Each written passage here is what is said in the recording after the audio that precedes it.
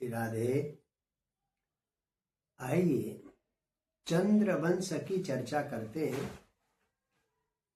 प्रथम अध्याय से नवम स्कंद के प्रथम अध्याय से 13 अध्याय तक हमने सूर्यवंश की चर्चा की।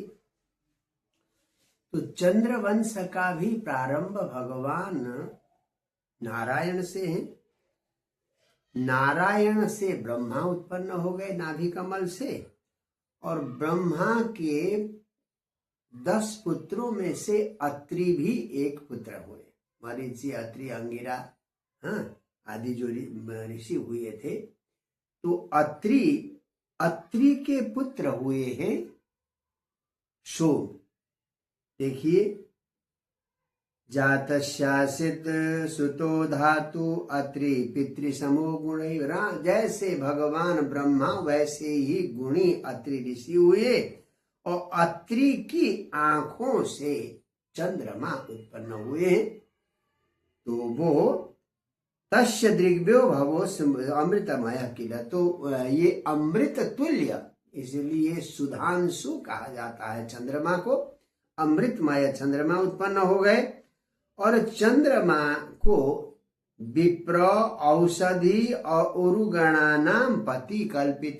ब्रह्मा जी ने चंद्रमा को ब्राह्मणों का और फसलों का और उरुगणानाम यानी समस्त तारा मंडल का पति बनाया। ब्राह्मण, समस्त अन्न और तारा मंडल का क्या बनाया?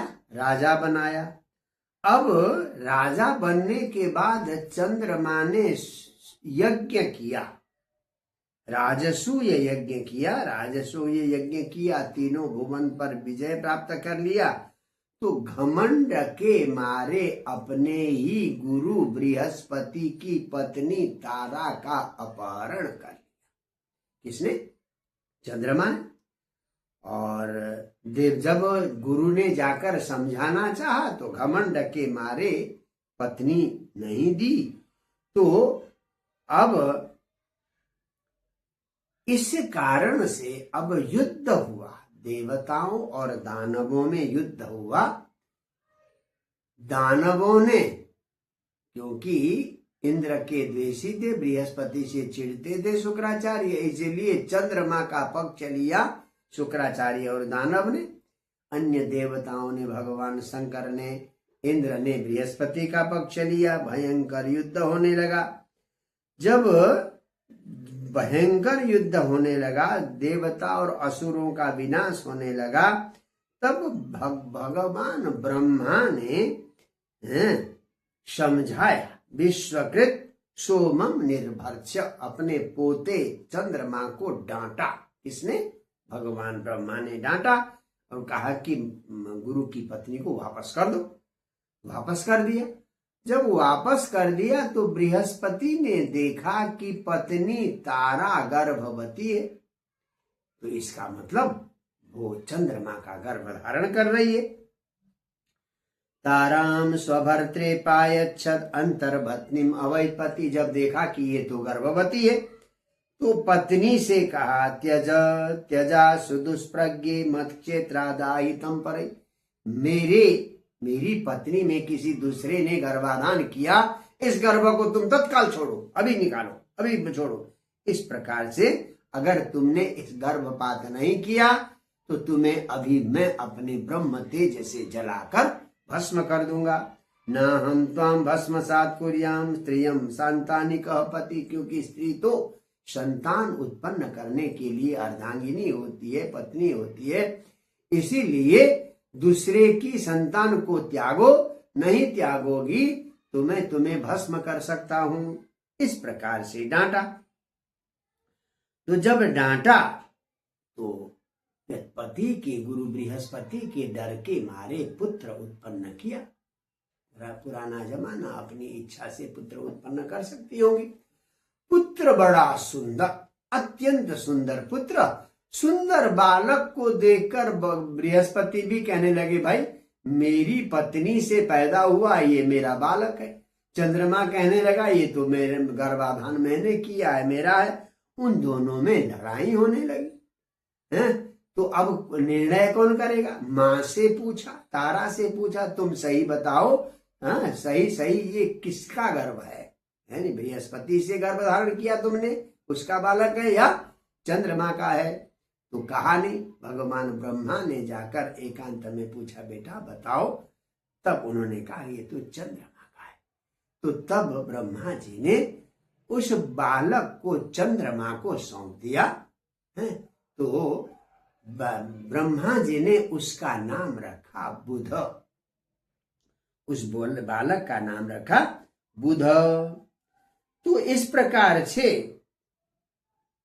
जब बुध हो गया तो बुध की कहानी आपको प्रथम अध्याय में जाना पड़ेगा, जब सूर्यवंशी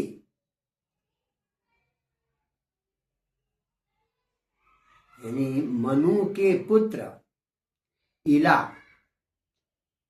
जब पुरुष के रूप में गए थे तो वहां उत्तराखंड में जाने के बाद वहां उनका लिंग परिवर्तन हो गया था, सुद्युम्न इला हो गया था। तो इला को देखकर बुध प्रभावित हो गए, दोनों का विवाह हुआ, उससे पुरुरवा नाम का पुत्र उत्पन्न हुआ था। यानी जो इला थी सूर्यवंश की बेटी, कभी पुरुष कभी स्त्री, इसकी कहानी आप प्रथम अध्याय में पढ़ चुके हैं। तो इला और बुध से संतान उत्पत्ति हुई और उस संतान का नाम रखा गया, आपने देखा है कि पुरुरवा। इला और तो पुरुरवा हुआ। पुरुरवा बड़ा ज्ञानी और अच्छा राजा था। तत पुरुरवा यज्ञ इलायाम यौदारित। जो इला और बुध से पुरुरवा उत्पन्न हुआ था, ये प्रथम अध्याय में हमने पढ़ लिया। पुरुरवा बड़ा रूप गुण सौंदर्य सारे गुणों से अच्छा था। तो स्वर्ग में उसका वर्णन होने लगा, उसकी चर्चा होने लगी। स्वर्ग में पुरुरवा की प्रशंसा सुनकर उर्वशी जो अप्सरा है, वो उर्वशी पुरुरवा से अत्यंत आकृष्ट हो गई। उर्वशी को भी एक साप मिला था, आप लोगों ने पढ़ा है कि मित्रा वरुण ने जब उनके साथ संबंध बनाना चाहता, भाई वो तो उर्वशी तो अप्सरा है, अप्सरा के साथ तो कोई भी संबंध बना सकता, पर उर्वशी ने मना कर दिया था। तो उसे देह त्यागने का शाप दिया, तुम्हें मनुष्य बन के मनुष्य योनि में जाकर किसी मनुष्य से विवाह करना पड़ेगा, ऐसा शाप दे दिया था। किसने? मित्रा वरुण ने। तो उसी शाप के कारण वो यहाँ आई और पुरुरवा से विवाह का प्रस्ताव किया कि मैं आपके सुंदर रूप और आपके उदारता से प्रभावित हूँ, मैं आपके साथ विवाह करना चाहती हूँ। राजा प्रसन्न हो गए, उर्वशी जैसी सुंदर पत्नी मिल जाए तो क्या दिक्कत है। परंतु उर्वशी ने कहा, देखो आपसे विवाह करने से पहले कुछ कंडीशन है, कुछ शर्तें हैं, इन शर्तों को मानना होगा। क्या शर्त है?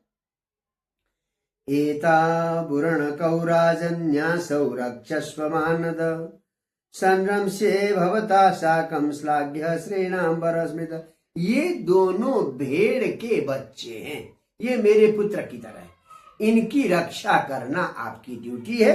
हाँ, मैं आपके साथ पत्नी के रूप में रहूंगी, हाँ, परंतु खाने में केवल मैं घी पीऊंगी, देवता, क्योंकि वे देवता तुल्य है अप्सरा, तो अन्न आदि का ग्रहण नहीं करूंगी मैं। घृतम में वीर भक्ष्यम शाद, मैं केवल घी पीऊंगी और कोई भी वस्तु ग्रहण नहीं करूंगी। और एक बात दूसरी है, आपका देह नंगा देह केवल शयन के समय छोड़कर, रात्रि में सहशयन के समय, सहवास के समय छोड़कर अन्य किसी भी समय अगर आपको मैंने नंगा देख लिया तो तत्काल छोड़ूंगी। तो हाँ, ये शर्त रखी थी किसने? उर्वशी ने। राजा तो प्रेम में अंधे हो गए थे, उन्होंने शर्त स्वीकार किया और दोनों बड़े आराम से हजारों वर्षों तक रहने लगे। और उर्वशी के मुख से खुशबू आती थी, उससे वो बड़े प्रभावित होते थे, रहते थे। अब इधर स्वर्ग में इंद्र को उर्वशी के बिना मन नहीं लगा। सबसे सुंदर ये उर्वशी तो भगवान नारायण ने, नर नारायण ने जो है अपनी जंघा से उत्पन्न करके दिया था, तो सबसे सुंदरी थी। उर्वशी के बिना मन नहीं लगा। किसका? इंद्र का। इंद्र ने 2 गंधर्वों को भेजा। गंधर्व भी कैसे युक्ति करेंगे, देखिए बड़ी विचित्र युक्ति है। तो रह रहे थे, तो महारात्रे तमसी प्रत्युपस्थिति, दोनों गंधर्व भयंकर अंधेरी रात में गए और जाकर उर्वशी के दोनों भेड़ के बच्चों को चुरा लिया। किसी तरह से उर्वशी को स्वर्ग में ले जाना था, उसके लिए युक्ति लगा रहे हैं। तो मध्य रात्रि में, अंधेरी रात में भेड़ के बच्चों को चुरा लिया। भेड़ के बच्चे भे भे भे करके चिल्लाने लगे। तो उर्वशी ने कहा, देखो मेरे बच्चों को कोई चुरा रहा, अब तुम नपुंसक की तरह यहाँ बैठे हो। चिल्लाने लगी। तो बेचारे निर्वस्त्र पत्नी उर्वशी के साथ सोए हुए थे, निर्वस्त्र ही वो तलवार लेकर गए और उधर गंधर्वों ने भी भेड़ के बच्चे वहीं छोड़ दिए, चले गए। जब वापस अपने शयन कक्ष में भेड़ों को लेकर आ रहे थे राजा पुरुरवा, तभी बिजली चमक गई। क्योंकि मेघ भी इंद्र के ही सहायक है। इंद्र की आज्ञा से बिजली चमक गई। तो बिजली चमकने से निर्वस्त्र पुरुरवा को आते हुए उर्वशी ने देखा। कंडीशन थी कि सहवास के अलावा अन्य किसी भी परिस्थिति में आपको अगर निर्वस्त्र देखा तो छोड़ दूंगी। अब यहाँ पर निर्वस्त्र देखा, सहवास का समय नहीं था, वो भेड़ के बच्चे लेके आ रहे थे। उर्वशी तत्काल गायब हो गई। राजा उर्वशी के विरह में बड़ा विलाप करने लगा, बहुत परेशान होने लगा और जगह जगह भटकने लगा। तो भटकते भटकते एक बार उसे उर्वशी का दर्शन कुरुक्षेत्र में हो गया था। शतां वीक्ष्य कुरुक्षेत्रे सरस्वत्यां च तत्सखी। तो सरस्वती नदी के किनारे उर्वशी को देखा, जो तो 5 सूक्तियां बोलकर उर्वशी को मनाना चाहा। ये देखिए उर्वशी और पुरुरवा की कहानी, ये वैदिक कहानी है। ऋग्वेद में ये कहानी विद्यमान है। तो 5 सूक्तों से जो है वो इस प्रकार से समझाने लगी। और अंत में जब कहने लगा राजा, अहो जाए तिष्ठ तिष्ठ घोरे न त्यक्तुमर्षि। हे मेरी पत्नी रुक जाओ, कठोर हृदय वाली, मुझे मत छोड़ो, तुम्हारे बिना ये शरीर गल जाएगा। इस शरीर को गिद्ध और श्यार खाएंगे। खादन्ते नम्रिका गृद्धा तत्प्रसादस्य नास्पदम। अगर तुमने मुझ पर कृपा नहीं की तो मेरे इस शरीर को गिद्ध और श्यार खाएंगे। इस प्रकार से विलाप करने लगा। उर्वशी ने कहा, भाई देखो तुम ऐसे दुखी मत हो, आप जो है वीर राजा हो। तो यहाँ पर स्त्री की निंदा करती है उर्वशी, ताकि किसी तरह से जो अत्यंत उन्माद छाया हुआ था राजा पुरुरवा को, तो क्या कहती स्त्री की निंदा में? तो ये स्त्री निंदा प्रसंग के अनुसार है, आप सुने। क्वापि सख्यम न वै स्त्रीणाम वृकाणाम हृदयम यथा। कहते स्त्रियों के साथ कभी दोस्ती हो ही नहीं सकती। स्त्रियों का हृदय और भेड़िए का हृदय एक जैसा होता है। भेड़िया भी मौके की तलाश में रहता है, स्त्रियां भी मौके की तलाश में रहती। बोले कैसे? स्त्रियो ह्य करुणा क्रूरा दुर्मर्षा प्रिय साहसा। स्त्रियां बड़ी कठोर होती है, अकरुण होती है, क्रूर होती है, दुर्मर्षा बड़ा क्रोधी होती है, और प्रिय साहसा बड़े से बड़ा साहस भी कर सकती है स्त्रियां। अल्पार्थे घ्रंति, छोटे से स्वार्थ के लिए अपने पति को, भाई को भी मार सकती है। इसलिए ऐसी स्त्रियों पर विश्वास नहीं करना है। बिला विदाया लीक विस्त्रंभ मज्ञे सुत्यक्त सौहृदा, यानी मूर्ख व्यक्ति पर झूठा मूठा विश्वास पैदा करके नए नए पुरुषों को ढूंढती है। इसलिए स्त्री पर विश्वास नहीं करना चाहिए। फिर अंत में कहती है, भाई देखो, साल में एक बार मैं तुमसे मिलने के लिए अवश्य आऊंगी, तुम इतने व्याकुल हो, तो इस प्रकार से, तो इसके लिए आपको गंधर्वानुपधामे स्वाम दास्यन्ति मामिति, तुम गंधर्वों की उपासना करो, वो मुझे दे देंगे। तो इतना कहकर कुरुक्षेत्र से उर्वशी चली जाती है। राजा पुरुरवा गंधर्वों की स्तुति करता है।